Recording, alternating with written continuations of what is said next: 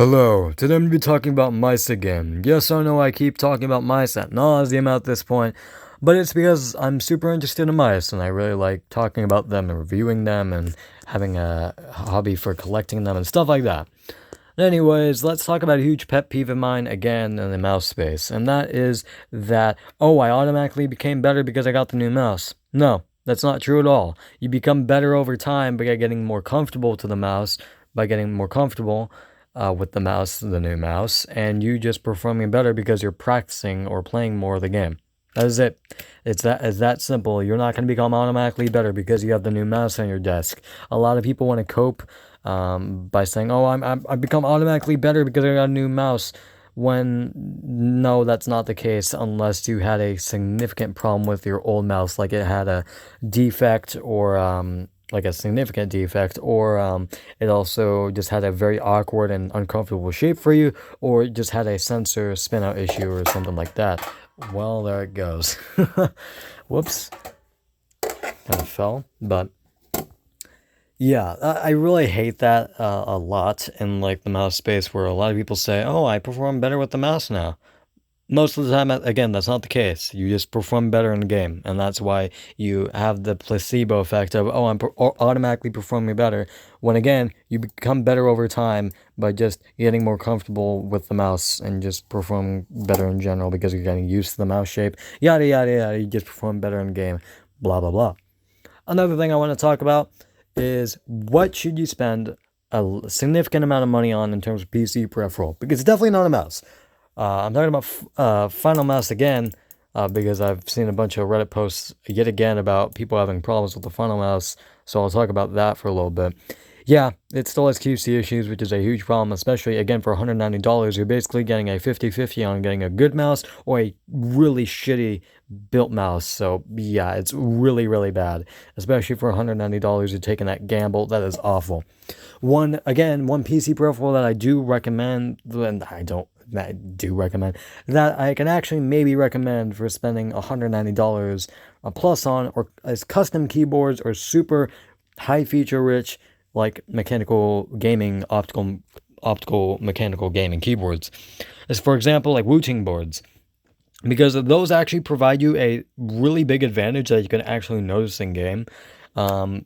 If you don't know what Wooting boards do, basically there's always an actuation point on mechanical keyboards, no matter on any keyboard really.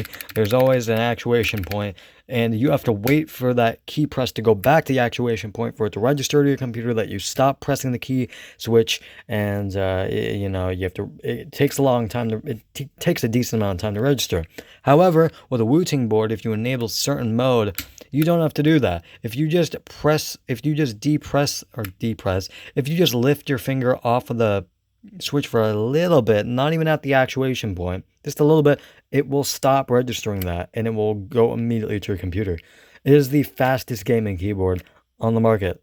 Not even joking that it is. It's more feature rich than even like Steel Series keyboards, which were very, very early into the optical mechanical keyboard lane. Or market, I meant. That's what I meant to say. Sorry. My voice just died out of nowhere.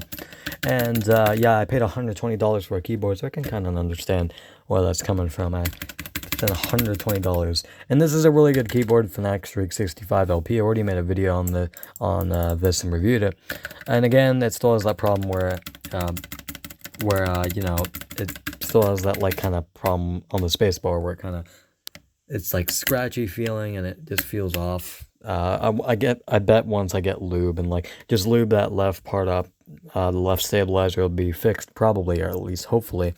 And again, that's why another recommendation for why I can maybe recommend you getting like a super expensive mechanical or custom keyboard, because they're just going to be way better built and there are a lot of more parts to a keyboard than to a mouse.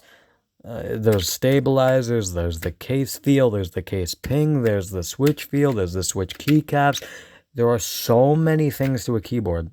The PCB, there's so many things compared to a mouse. And that's, again, another reason why I can understand people paying super expensive prices for a custom keyboard, because they can feel amazing.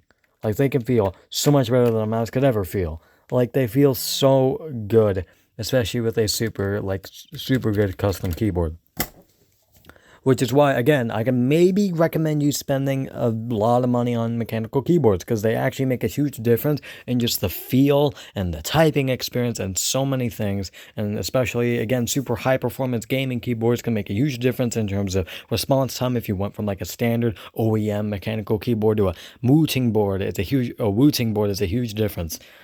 But again, with a mouse that is barely spec'd differently from a mouse that you had previously, and really just is super similar, you are not going to perform better with the mouse. And again, with a super high performance gaming keyboard, you actually might perform better with the keyboard, because again, it takes a little bit getting used to, but once you get used to it, you can basically almost automatically perform better depending on how used to it you like automatically get.